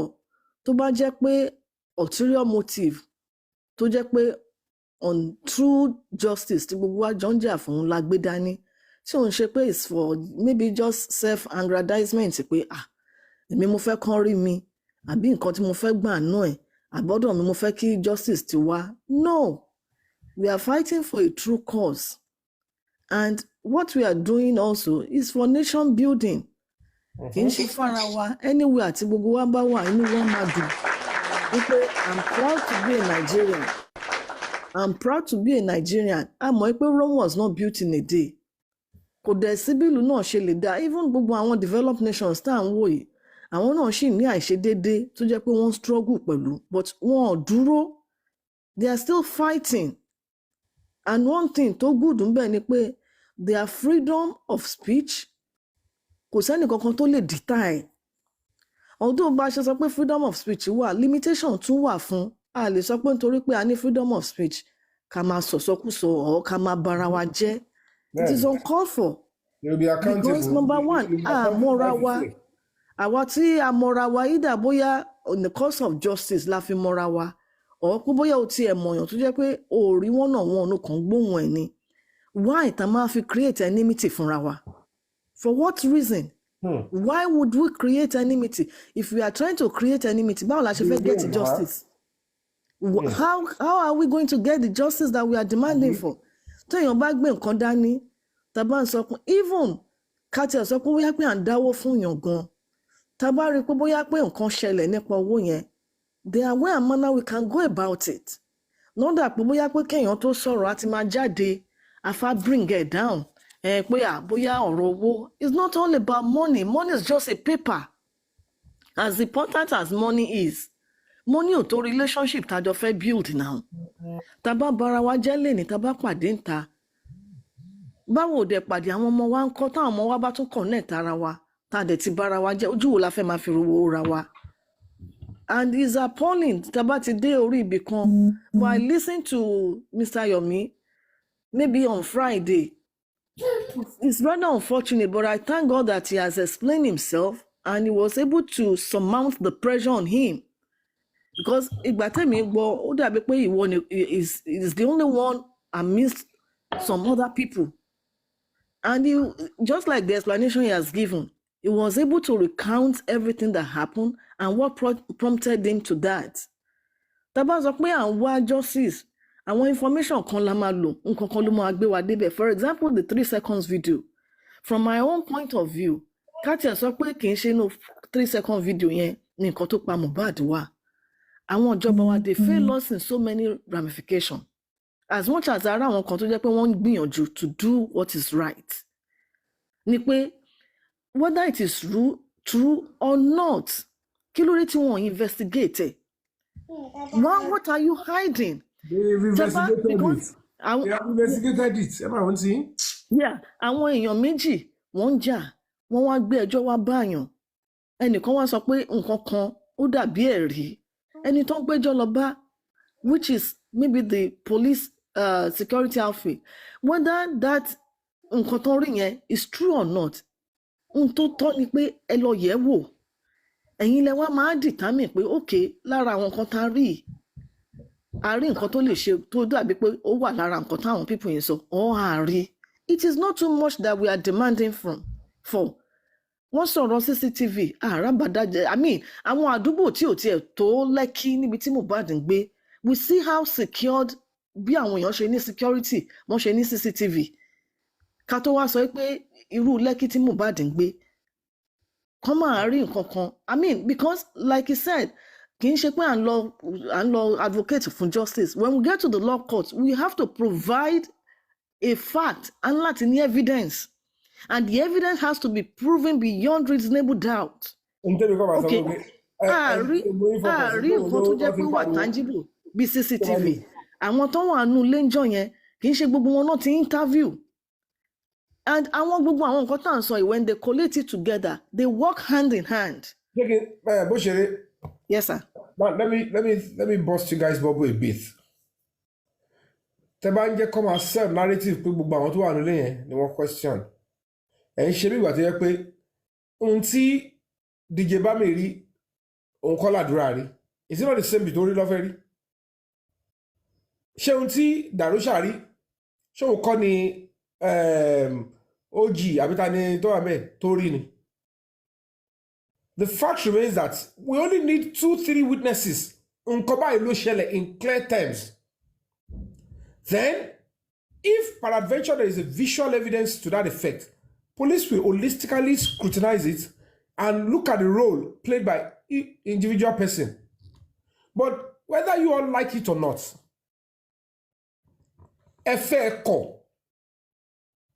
I will stand by what Adura sent to me. Tó bá wá ní Dàmọ́lá làwọn jọ send àbó no wá involve àbí kankan tèmi ní pé Àdúrà ló ní fídíò yẹn, Àdúrà ló ní phone, Àdúrà ló ní TikTok tó fi send yẹn. Tó bá wá ní Dàmọ́lá ló wá send yẹn, true, no problem. But that video and the content of it has been with you, Àdúrà. Kò ṣe pé Dàmọ́lá ló ṣe created, kò ṣe pé òun ló ṣe recorded. Shall you understand? So Àdúrà is in a better position to say, this is what happened on that day. Àṣebáyé nǹkan bá ṣẹlẹ̀, fídíò yẹn ti wà lẹ̀, òun ni kọ́kọ́ jẹ́ witness, kọ́ dẹ̀ mú fídíò yẹn sílẹ̀. Now, Àdúrà is not trying to evade the fact that he is even a witness, eyewitness. Tó bá tẹ̀ sí fídíò, ká má rí fídíò ọ̀rá kó má sí 3 seconds at extension ẹ̀. He is meant to recount and tell us and point exactly. Akọni pé kó sọ pé ẹni báyìí ṣe báyìí. Tó dẹ̀ pé ohun tó bá sọ ló lead to ohun tó gbẹ̀mí Mohbad. Because at the end of the day, whether we like it or not, gbogbo àwọn tó kù 10 15 tó wà nílé yẹn, they would either re-echo what Àdúrà have to substantiate, what Wunmi have to substantiate, what Darusha, àwọn yẹn ni primary stuff tó gbọ́dọ̀ sọ̀rọ̀. Táwọn yẹn bá ti sọ̀rọ̀, gbogbo ọ̀rọ̀ àwọn tó kù, ṣé tó bá yẹ pé lára àwọn 15 yẹn tẹ́yìn sọ yẹn ló lọ́wọ́ nu kú Mohbad. Yàtọ̀ sí Darusha, Wunmi àtàdúrà, ṣẹ́rù káwọn yẹn máa cover wọn ni. Ẹ̀kọ́ picture lọ́kọ̀ rẹ̀, would they cover those things sọ pé wà lólè yẹn? But nítorí pé àwọn tá à ń sọ yìí, wọ́n ní ọwọ́ nu kú Mohbad, àwọn tó ń sọ yìí kọ́ máa dárúkọ yẹn, wọ́n lè dárúkọ àwọn yẹn, wọ́n ní àwọn ló ní ẹbí wọn, àwọn ló tà ní Mohbad tàtú orúkọ ẹ̀ sára. Àwọn ọlọ́pàá bá ṣe máa rí evidence. If lucky and unlucky àwọn yẹn evidence lọ́wọ́. Yes. Sherry Sayomi, nǹkan tó ṣẹlẹ̀ ni pé what we are saying is that tá bá yẹ pé a ní functioning society, tá ní a good systemic structure ní Nigeria. This is bí àwa ṣe rò ní. But tí ìjọba which àwọn security outfits wà àwọn ọlọ́pàá tó bá fẹ́ ṣiṣẹ́ wọn. The same period like so. There is no way a proper society to have a investigation. Okay, where is the wife? Who are those in the house? Who are you? I'm the wife. Who are you? I'm the younger brother. Who are you? I'm the uncle. She get me. Nobody I expect to pay to ṣẹlẹ̀ yẹn to ṣẹlẹ̀ tó tọ́. Táwọn bá débẹ̀, táwọn yẹn bá ti sọ, tó bá ti wà involve. Àwọn yẹn máa náwó sí ẹni tí pé, okay, when we came in, he started fighting with this guy. His name is OG, and OG pushed him, and Mohbad, you know this. They will say it straight. And when they come very away, what are you? Driver, friend, okay. See a job because town ever to son to shell. Meta to son to shell. Talk or what a joran. Thought that point. Oh my, were you the one? Did you fight him? Can you go? Yes. There's a CCTV here. Or what it was like Bedoni. So the only thing function, need the question now you have been accused. They might not necessarily need the remaining 12 or 10 people again. You understand? They might put your color accused. But Coco Benipe. What you are saying is okay. But the fact that níjọ́ tí ṣẹlẹ̀ àwọn kan náà wà nínú ilé lókè, àwọn kan náà wà nísàlẹ̀, àwọn tó wà nínú ilé lókè at the moment tí ẹ̀mí bọ́ lẹ́nu ẹ̀, it's a different ball game. They will put them in a war room. Àwọn tòkè ọ̀tọ̀, àwọn tó wà nísàlẹ̀ ọ̀tọ̀, because all of them they are in the same premises. Now don't forget that that's why mo sọ pé I need ìlú. No, I'm just saying it's just like what we are saying is that from indication àwọn gun nbo náà ti gun tí nurse sọ pé òun ti fún lábẹ́rẹ́. Okay ni now. So àwọn tó wà nísàlẹ̀, you even had some people even àdúrà sọ pé tó bá lóun rí ẹ̀gbọ́n òun after 12. Ẹgbàgbé ti nọ́ọ̀sì yẹn sẹ́ẹ̀. No, I'm not saying. Just give me the audience. What I'm saying is that fashion tí olúkálùkù, angle tí olúkálùkù máa fi sọ̀rọ̀, tí wọ́n bá ń prosecute wọn, tọ́lọ́pàá bá ń ṣe investigation, ọ̀tọ̀ọ̀tọ̀ ni, because nǹkan tí ẹ̀tẹ̀ bá pè èèyàn méjì pọ̀ nínú yàrá, tí nǹkan bá ṣẹlẹ̀ lójú wọn, bí A ṣe máa recount ordeal tiẹ̀, bẹ́ẹ̀ kọ́ ni B ṣe máa recount ti ordeal tiẹ̀. Ká tó wá sọ pé bóyá àwọn tán wà nísàlẹ̀ tí wọ́n jọ wà ń bẹ̀. Àwọn tó wà lórí iṣẹ́ mọ̀. Yeah. I'm telling you that there's some priority list. Oh sure, náà ni mo sọ. Òun ni mo sọ pé àwọn tó wà pẹ̀lú ẹ̀ nígbà bóyá tí wọ́n treat ẹ̀. Àwọn yẹn bọ́n ṣe máa investigation tiwọn ọ̀tọ̀ ni. Àwọn tó wà lọ́tọ̀ bóyá nísàlẹ̀. Okay, nísìn nígbà tá à ń sọ̀rọ̀, look at the testimony tí driver tó gbé wọn lọ sí show. The testimony tí driver tó gbé wọn lọ sí show tó wá give àti tí doctor give. Look, the driver was not inside the house. Kò tiẹ̀ wọnú compound, ìta ló lòun wà. But investigation testimony to give, evidence to give was based on nǹkan tó ń rí nígbà tó gbé wọn lọ àtìgbà tó gbé wọn padà bọ̀. Láàrin àti ṣé ń gbọ́dọ̀ mi láàrin àti tọ́wọ́ bìrì lọ́wọ́ Darosha ṣé ń gbọ́dọ̀ mi. Tó bá yẹ kó ibi tó ti fẹ́ sòótọ́ tí ó wà involve ó máa sọ clearly ni nígbà tó di 3 a.m. àwọn rush Mohbad bẹ̀rẹ̀ sí bleed ẹni wọ́n rush jáde wọ́n lọ sí kíni wọ́n gbé mọ́tò lọ. Ẹ ti understand nǹkan tí mo dáa sọ ọ̀rọ̀ àwọn ẹ̀ máa ti kọ́kọ́ fìdí múlẹ̀ as a primary suspect and primary complainant of victim. Exactly. Ohun tí mo sọ ni pé case investigation lele ó fi àwọn tó á fi àwọn yẹn lẹ̀ ṣé ẹ gẹ́tì mi bó ṣe fa àwọn yẹn lẹ̀ wọ́n ti fẹ́ ṣe máa dàrú because the moment tẹ́ ẹ̀ bá ti sọ pé káwọn yẹn kọ́kọ́ sọ kọ́ sọ ohun tó ṣẹlẹ̀ táwọn yẹn dẹ̀ sọ pé okay excuse me àwọn olótú wà lélẹ̀ OG could you please excuse us okay can you tell us what happened we understand she told us this happened yes can you tell us your own part báwọn ọlọ́pàá ṣe máa ń gbé level nìyẹn but kí là ń bá ká ẹwọ tó ṣẹlẹ̀. Exactly. Especially the family member. Nǹkan tá a fi ń dárúkọ Wùnmí àìtí sọ wípé he still have the benefit of the doubt until proven guilty ní law court. But nítorí pé òun ni ó súnmọ́ Mohbad lẹ́yìn àdúrà Darosha, these are the primary family tó súnmọ́ Mohbad. And they need to nǹkan tí mo kàn fẹ́ kẹ́ mọ̀ ni pé King White yẹn all of you will be shocked he has a proud connection and relationship pẹ̀lú ẹni tó pa Mohbad kó tiẹ̀ tó ṣẹlẹ̀ rárá you all will be shocked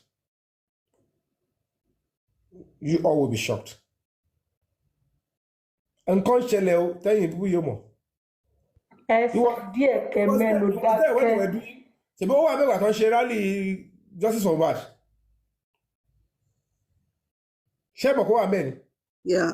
Ọlọ́run á fún yín ṣe just follow your heart and do what you think is right to do in your own heart and everyone will be praying for you, will be praying for one another but láti jẹ́ pé gbọ́n mi. Very shortly, very shortly. Eko gbàdúrà, pray for me. Pray for my family. Pray for me, pray for my family. Kò ń ṣe allegedly o. Má bẹ̀ mi sọ̀rọ̀ allegedly bí o. Olùtọ́ ní balẹ̀ kó padà sẹ́nu o. Mi ò fọ́ fún owó o. Mi ò fọ́ fún anything. Yeah, I'm saying my own. One more with it, ṣe. You understand? So and because at the end of it I was like I don't know I'm come back pé tí neighbor Mohbad tó fi change ẹ̀ báyìí kí ló ń ṣẹlẹ̀ bí bá ṣe sọ ya àgbórúkọ kí ló ń ṣẹlẹ̀ tá ní developer tó kọ́lé Mohbad tá ló kọ́ mọ tẹ́ ń bá pò but just leave it to God ó máa parí iṣẹ́ yẹn. We're going to get there very shortly. Fine, Ọlọ́run spirit Mohbad yẹn ẹ̀mí ìmọ̀ ìtẹ́fẹ́ pààyàn lọ́la ẹ máa béèrè kẹ́ tó pààyàn o tí Mohbad wò ẹ máa béèrè tí wọ́n bá sọ fẹ́ pé ó jẹ́ kó wèrè sàn wọ́n lọ́mọ àwọn kọ́ṣẹ́ ní ewé ní kọ́ lọ́pàá ṣé wọ́n kí òun ní tó bá padà pa gbogbo òdílé ẹ̀rù ló fẹ́ pa yẹn má dánwò ẹ máa béèrè wá lórí ẹ yìí inú ń bí ẹ ẹ̀yin lẹ máa ń bínú wèrè so gbogbo nǹkan yẹn mi ò mọ̀ gàtí owó ìròbó ló ṣẹ̀ débẹ̀ o I can tell you for free it was there ẹ fẹ́ kọ̀ bí mo ti wà ń bí tí mo wà yìí ẹ kọ́ máa kún bí tẹ́ wà ní òsín tó fẹ́ ṣẹlẹ̀ òsín tó fẹ́ ṣẹlẹ̀ mo fọ́ náà bá búra ẹ ṣáà fọpọlọ ṣe ẹ fi ọpọlọ ṣe ìjọba ẹ̀dẹ̀ ṣe nọ́mà so mi ò ní sọ ju ẹ lọ and let's keep our fingers crossed yeah? God will do it ó sì àṣepé lọ́nà máa ṣe àná we are here we are keeping our fingers crossed then fi ṣàdúrà. káwọn ọlọ́pàá náà dẹ̀ bá wa ṣe nọ́mà ọ̀nkú Yomi káwọn ọlọ́pàá ṣe nọ́mà wọ́n bá wa ṣe nǹkan tó yẹ kán ṣe at the right time. Ọlọ́run á ṣe láṣepé. it's almost 2 years now. Ọlọ́run á ṣe láṣepé.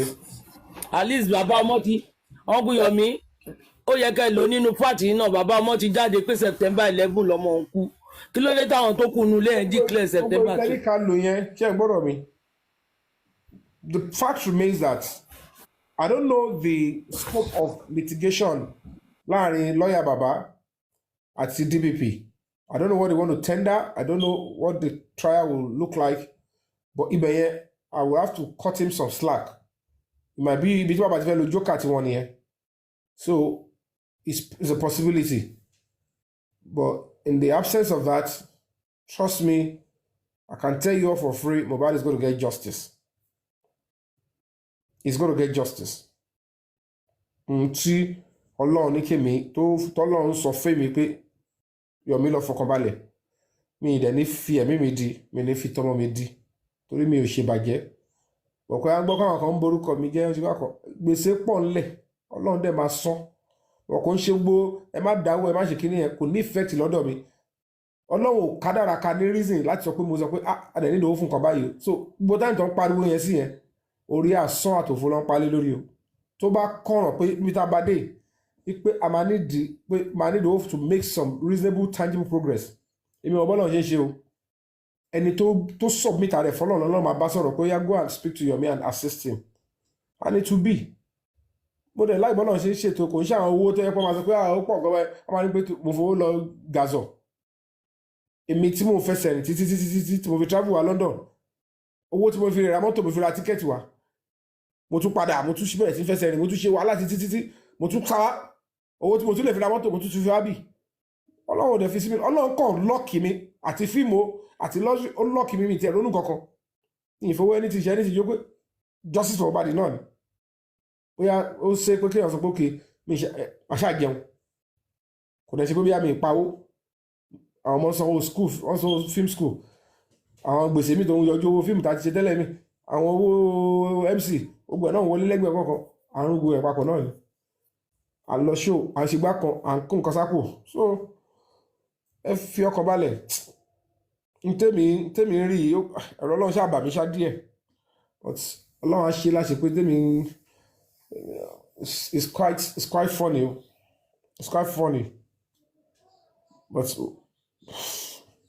ẹ jẹ́ àmà control ara wọn lọ́ba yín control lọ ẹ jẹ́ máa lọ kó lè má tún lọ ṣe sọ so ẹ jẹ́ àmà fàdúrà àdúrà ká wá bá lọ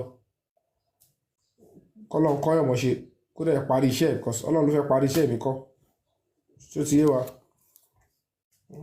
so that's what I would say but ẹ kú àtàrọ sir God bless you sir ẹ ṣàkọ̀ rẹ́dì pé ó possible pé gbogbo ibi tẹ́ rokọ̀ sí tẹ́lẹ̀ half of it fake ni wọ́n fi yẹ pull out fún yín ni oyè yín tèmi rí lọ yìí o so náà àríṣẹ́ láti pé understand so Mohbad ìyá kan ló ní yẹn God got a mother.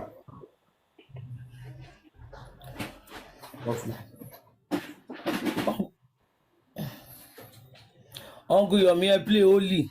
Mohbad, Oli. Only Abi. Oli, yeah. Okay. No, he play Beast and Clear. Beast and Peace. New to kitten parent life? Start off on the right paw. Welcome back. That's a deep one.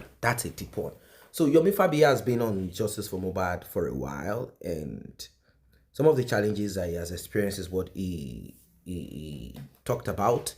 And we know that certain people who claim that they are rooting for Mohbad's father, they made Justice for Mohbad look like a plaything. They made it appear look like it's a place to joke. All of a suddenly, it now look as if Justice for Mohbad became what they call fracas, where people have nothing else to do than to just continuously talk and fight each other and look for something to lie about, something to insult themselves about, something to crush themselves. They kept on and on and on. They kept on and on, and I looked at it and I'm kind of like, I really do not understand why these people, why they dedicated themselves to this foolishness. I wondered. And in between this, we are struggling for justice. How are we going to get this justice? And which way are we going to get it? How are we going to press for it? How are we going to push for it? In what way?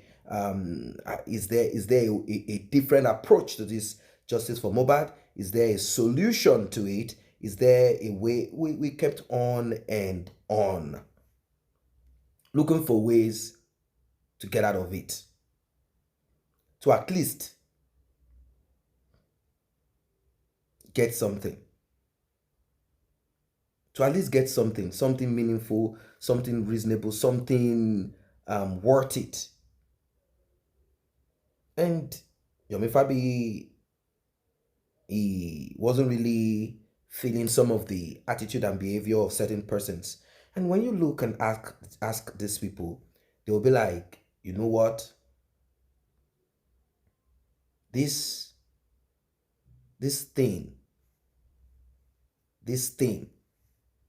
should be more about the support of one person, and that person is Mohbad's father. That is what it became. It was more about the support of Mohbad's father, and it didn't go down well with a lot of people. They felt uncomfortable. They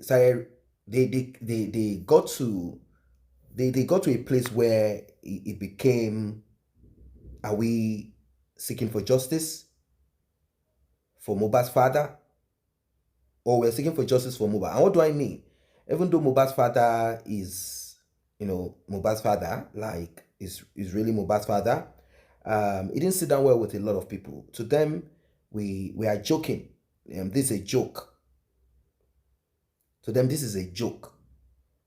If we are to attain justice, it can't be done this way. It can't be done this way. We can't put in sentiment to it. We can not. In fact, it will be so counterproductive. It won't make sense. It's not worth it. So people started having this feel, and they talk right, left, and center, and everything happening.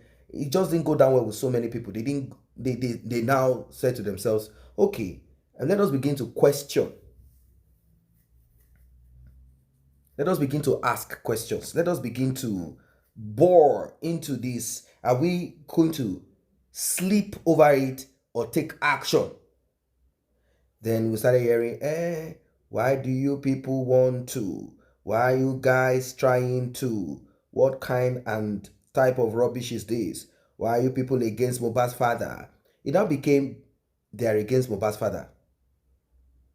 It now became, let us fight on behalf of whoever. Let's fight for Mohbad's father. That's what it became. That's what it became at the end of the day. Let us fight for Mohbad's father. And Mohbad's father, that man is being bullied. That man is being... It was so bad. Confusion everywhere. Confusion, right, left, and center. That's what it became. Confusion. Confusion everywhere. So, with this confusion and all of this happening, well, you know, people wanted to know, they wanted to find out if these people are they doing this because they misunderstood or misunderstand. And I think that's what Yomi Fabitu was trying to, and he was trying to get, kind of understand what this is all about. Is this being done? Is this thing done because of ignorance? Is this an intentional thing? Like, is it something that some people sat down together and they're like, you know what? Let us sit down, reason together, and see how to disrupt justice for Mohbad. But you know the thing about life, um, when push comes to shove, it gets to a point. The truth will have to be told. That's just it. The truth will have to be told. That's it. The truth will have to be told, regardless of who that truth is going to hurt. And in this case, they had to tell Mohbad's father, like, Oga, you can't. And we will not even tolerate this. We will not continue this. We won't continue this. We have to call a spade a spade. It's time. It's time for us to quit this foolishness. So these are some of the challenges that Yomi Fabi experienced, and you know, with so many things that happened. For example, there was a time he said he had discovered a 3-second video, and we all know how all of this turned out. The story didn't. The conclusion of it didn't. I mean, come on. He said he had discovered some CCTV somewhere, which we all have spoken about it before. We've suggested this before, like, how could it be? How can it be? It's not possible that Mohbad will just pass away this way. There must be something. We want to find out. We want to know. Mohbad can't just pie like this. There must be something that we need to talk about. There must be something that we need to see. There must be something, we all were kind of running around it. Everyone brainstorming. Everybody brainstorming. Like, we must get answers. Answers must be gotten. Everybody brainstorming. Lo and behold, what did we find? Misdirection, lack of cohesion, manipulation, a lot. And we started seeing different characters, several characters, some strange characters jumping into the game. You'll be hearing, we are for justice, but their ways are kind of like unclear. Their ways are unclear. So unclear. You won't even understand what these guys are doing. What are you doing? What is this thing? You won't get it. You won't even understand what it is. You won't understand. To what end? What is their purpose? What are they aiming for? You won't understand. You will wonder and keep wondering, and you will never know. So these are some of the challenges that he experienced, and definitely majority of us experienced it too. We experienced some of these things, and it didn't sit down well with us.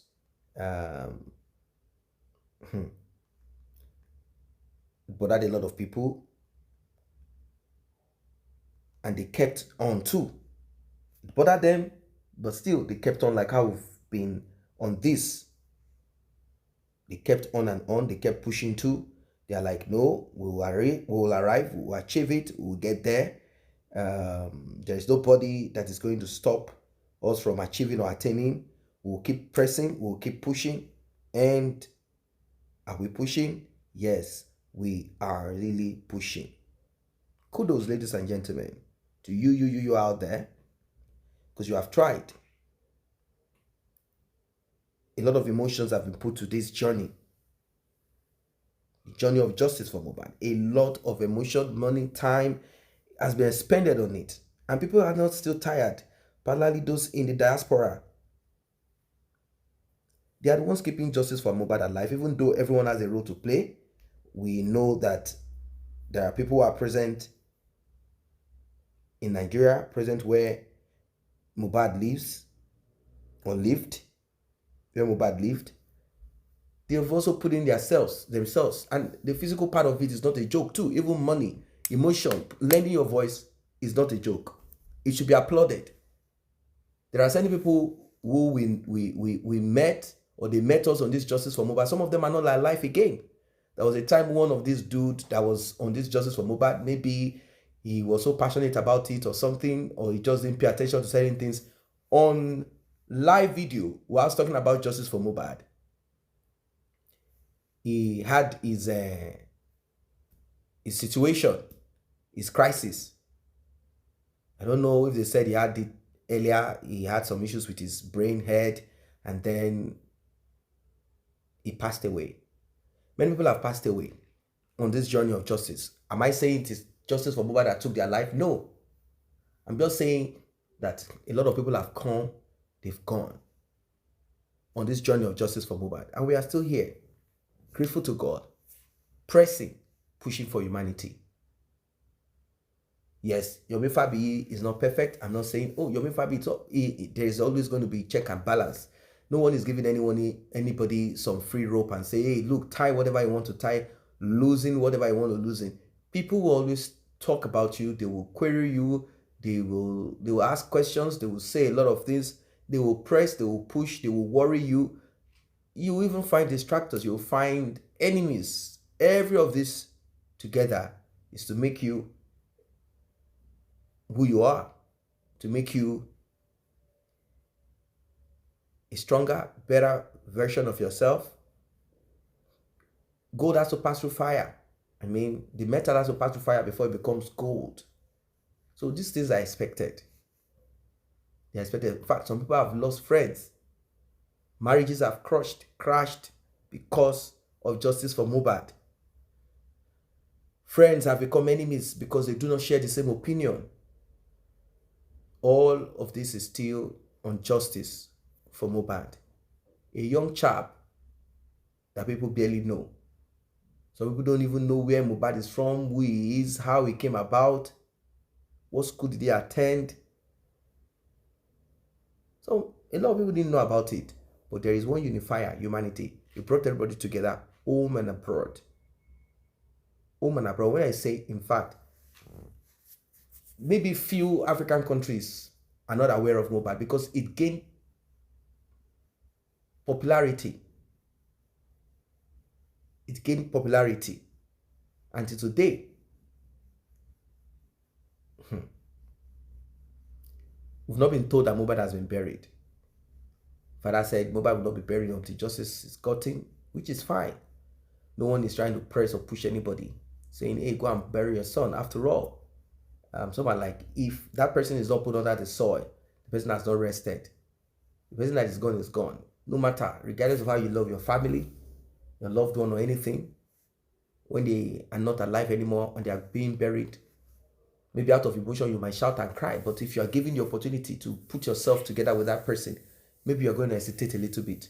And even if you are so passionate and you are so broken and you don't mind, when the sand begin to pour on the soil begin to pour on your head and you realize that you might not be coming out, all of a sudden there'll be a second thought, and that is the fight or flight.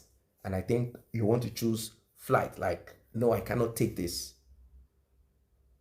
So, in a nutshell, with all that we've seen so far, Yomi Fabi complained about this, he said this and that. So as if he's also a saint. With this, he has realized that he needs to put himself together. I've said it times without number, and I'll say it again. That the worst thing that can ever happen to you is to allow yourself, either through manipulation, juju, whatever, to allow yourself by yourself, position yourself in that space and direction that will finally buy you. Like what happened to Mohbad, from what we know. How it happened to him, from what we know. There are a lot of lessons to be learned from it. That's the point. A lot of lessons. So I don't know what you think. I don't know what you feel about this whole thing that you've heard from Yomi Fabi, the journey so far, how you went here, went there, how he had to do this. A lot. So people looked at him and they are like, this guy likes movies. So it tries to create a scenario somewhere. This guy is that Yomi Fabi, he has done one or two things. And he came in when Yawojo had no option than to step out. And she said it publicly. I'm no longer interested. Yawojo, that's the thing. But Yomi Fabi is still there. He's still there.